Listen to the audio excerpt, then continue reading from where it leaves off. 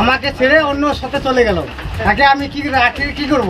তাকে আমি জালে পুরে শেষ করে দেই। সামাজিক মাধ্যমে সম্পর্ক করে অন্য পুরুষের হাত ধরে ঘর ছাড়লেন এক গৃহবধূ। প্রিয় দর্শক, আপনারা দেখছেন পিসি নিউজ বাংলা। দীর্ঘ বহু বছরের সাংসারিক জীবন, রয়েছে 2 সন্তান, সমস্ত কিছু পেছনে ফেলে অন্য পুরুষের হাত ধরে ঘর ছাড়লেন স্ত্রী। শত চেষ্টা করেও স্ত্রীকে ফিরিয়ে আনতে না পেরে অভিমানে জীবিত স্ত্রীর সাধ্য শান্তির কাজ করলেন স্বামী। ঘটনাটি ঘটেছে ধূপগুড়ি মহকুমা 1 নম্বর গ্রাম পঞ্চায়েত এলাকায়। স্থানীয় সূত্রে জানা গিয়েছে, প্রদীপ রায়ের স্ত্রী তার স্বামীর টাকায় অ্যান্ড্রয়েড ফোন কিনে সামাজিক মাধ্যমে এক যুবকের সঙ্গে অবৈধ সম্পর্কে জড়িয়ে পড়ে।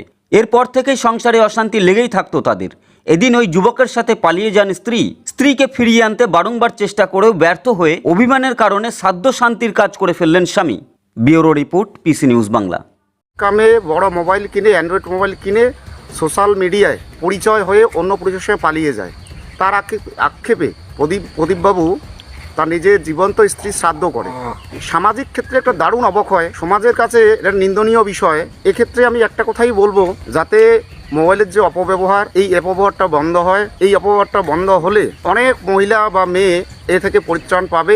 যেহেতু উত্তরবঙ্গে একটা বড় ধরনের চক্রান্ত চলছে বা দালাল চক্র চলছে, হ্যাঁ, নারী পাচারের।